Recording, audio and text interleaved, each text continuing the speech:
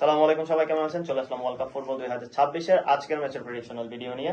Already আপনারা জেনে গেছেন রাউন্ড অফ 32 এর বেশ অনেকগুলো ম্যাচ শেষ হয়ে গিয়েছে। অলরেডি জাপান এবং ব্রাজিলের ম্যাচে ব্রাজিল জয়ী হয়েছে। এরপরে জার্মানি প্যারাগুয়ের সঙ্গে ট্রাইব্রেকারের মাধ্যমে বিশ্বকাপ থেকে বাদ পড়ে গেছে।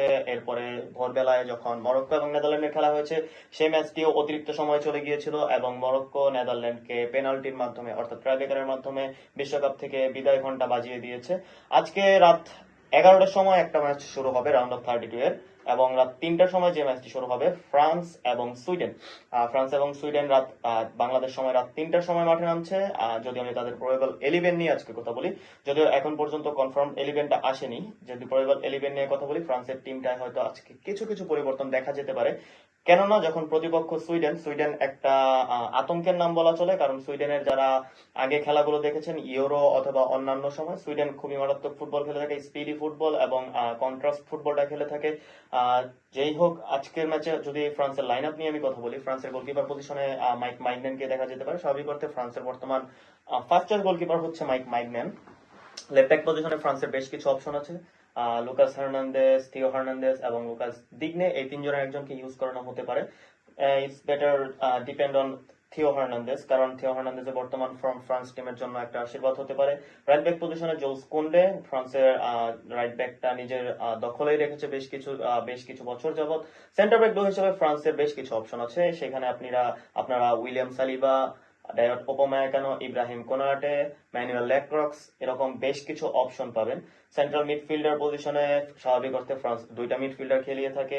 এই বিশ্বকাপে নর্মালি তারা দুইটা মিডফিল্ডার খেলাচ্ছে। তাদের কাছে যদিও ডিএমএফ এ কান্তের একটা অপশন আছে, এরপরেও হয়তো আজকে কান্তেকে ইউজ করানো হতে পারে। আমার যতটুকু ধারণা, দিদিয়ের দেশম হয়তো আজকের ম্যাচের জন্যই কান্তেকে ওয়ার্ল্ড কাপ স্কোয়াডে নিয়েছিলেন, কারণ মিডফিল্ডে একটা এক্সপিরিয়েন্সের খুব বেশি দরকার আজকে। তাছাড়া যদি তাদের ডাবল পিভট অর্থাৎ টু সেন্ট্রাল মিডফিল্ডার নিয়ে কথা বলি, তাহলে হয়তো অ্যাড্রিয়ান রাবিয়ত এবং আর্লেনি চুয়ামিনি, এই দুজনকে দিয়ে ফ্রান্স কোচ দিদিয়ের দেশম শুরু করতে পারে। যদি তারা নাম্বার 10 পজিশন খেলায় আজকে, তাহলে হয়তো সেখানে ওসমান ডেম্বেলেকে ইউজ করানো হতে পারে। রাইটিং ফরওয়ার্ড পজিশনে ফ্রান্সের টিমে একটা ভরসার নাম হয়ে দাঁড়িয়েছে Michael Olise, Bayern Munich superstar. Left wing forward পজিশনে ফ্রান্সের বেশ কিছু অপশন আছে, সেখানে বারকোলা অথবা ডিজাইরি ডুয়ে অথবা কিলিয়ান এমবাপ্পেকে যদি লেফট উইং ফরওয়ার্ডে খেলানো হয়। ফ্রান্সের স্ট্রাইকার পজিশনে মার্কাস থুরাম অথবা মাতাতা, এই দুইজনের একটা অপশনও আছে। অথবা এএমএফ পজিশনে দিদিয়ার দশম হয়তো র্যানচেরকি অথবা তাদের টিমের অন্যান্য প্লেয়ার কাউকে ইউজ করানো হতে পারে। র্যানচেরকি রাইটিং ফরওয়ার্ড পজিশনেও খেলে থাকে ম্যানচেস্টার সিটিতে। যাই হোক, ফ্রান্সের বর্তমান যে টিমটা আছে সেটা কিছুটা দিক থেকে সুইডেনের থেকে এগিয়ে আছে, কারণ নামের বিচারে যদি কাগজে কলমে আমি বলি, ফ্রান্সের টিমটা আজকের জন্য ফেভারিট।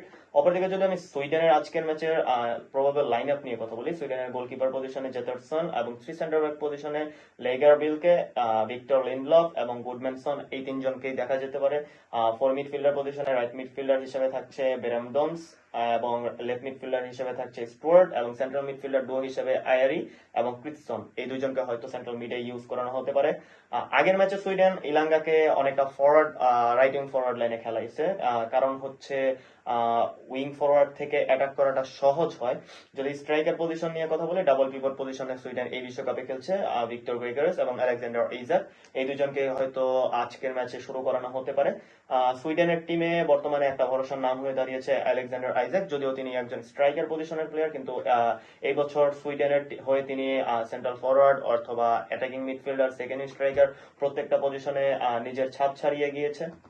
যাই হোক, আজকের ম্যাচটা যদিও 50-50, কারণ ইউরোপের টিমগুলোর খেলা যখন হয়ে থাকে, স্বাভাবিক অর্থে আপনারা জানেন ইউরোর যখন ফুটবল খেলা হয় সেখানে ছোট দল বা বড় দল বলে কিছু নেই, সেখানে যে কোনো অঘটন ঘটতেই পারে। যদি আমি আজকের ম্যাচের ফ্রান্স এবং সুইডেনের head to head total overall নিয়ে কথা বলি, টোটালে ফ্রান্স এবং সুইডেনের হেড টু হেড ম্যাচ খেলা হয়েছে 8টা, এর মধ্যে ফ্রান্সের জয় 5টিতে, সুইডেনের জয় 2টিতে এবং একটি ম্যাচ ড্র হয়েছে। এখন যদি আমি গোল সংখ্যা নিয়ে কথা বলি, এটা একটু আপনাদেরকে সারপ্রাইজ করবে, কারণ 23টা টোটাল গোল হয়েছে, তার মধ্যে ফ্রান্সের গোল সংখ্যা 13, অপরদিকে সুইডেনের গোল সংখ্যা 10। এখন বিষয় হচ্ছে, এটা কেন সারপ্রাইজের কথা বলছি, টোটাল 8টা ম্যাচ খেলা হয়েছিল, সেখানে 5টা ম্যাচ ফ্রান্সের জয় ছিল। স্বাভাবিক অর্থে ফ্রান্সের গোল সংখ্যা একটু বেশি হওয়ারই কথা, কিন্তু সেখানে শুধুমাত্র 3 গোলের ব্যবধান। অপরদিকে সুইডেনের জয় 2টি ম্যাচে, 3টি ম্যাচ তারা হেরেছে, সেই ক্ষেত্রে সুইডেনের গোল সংখ্যা 10, অতএব স্বাভাবিক অর্থে আপনারা বুঝতে পারছেন সুইডেনের সঙ্গে যদি ফ্রান্স ম্যাচটি জিতেও নেয়, তাহলেও আজকে ডিফেন্সদের গোলকিপারকে ভালো একটা পরীক্ষার মুখে পড়তে হতে পারে। বর্তমান ফিফা র্যাঙ্কিং এ ফ্রান্সের অবস্থান হচ্ছে 2 নম্বর ওয়ার্ল্ড ফিফা র্যাঙ্কিং এ। অপরদিকে সুইডেনের বর্তমান ফিফা র্যাঙ্কিং হচ্ছে 37তম। ফ্রান্স তাদের গ্রুপে প্রথম স্থান অধিকার করে রাউন্ড অফ 32 খেলতে আসছে। ফ্রান্স তাদের টোটাল 3টা ম্যাচে 9 পয়েন্ট পেয়েছে এবং 8 গোলের একটা ডিফারেন্স আছে তাদের।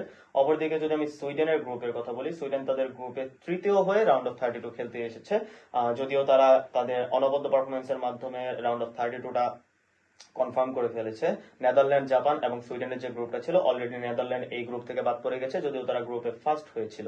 যাই হোক, আজকের ম্যাচের প্রেডিকশন নিয়ে যদি আমি কথা বলি, যদি কোনো অঘটন না ঘটে, ফ্রান্সের জন্য আজকে একটা সহজ জয় হতে পারে 3-1 অথবা 3-2 ব্যবধানে। তবে যদি সুইডেন তাদের নিজেদের সেরাটা খেলতে পারে, ফ্রান্স আজকে হয়তো তাদের বিশ্বকাপ মিশন এখানেই শেষ হতে পারে। যদিও আমি চাই না ফ্রান্স এত দ্রুত বিশ্বকাপ থেকে বাদ পড়ে যাক। অঘটনের বিশ্বকাপ ঘটছে, আপনারা অলরেডি জানেন।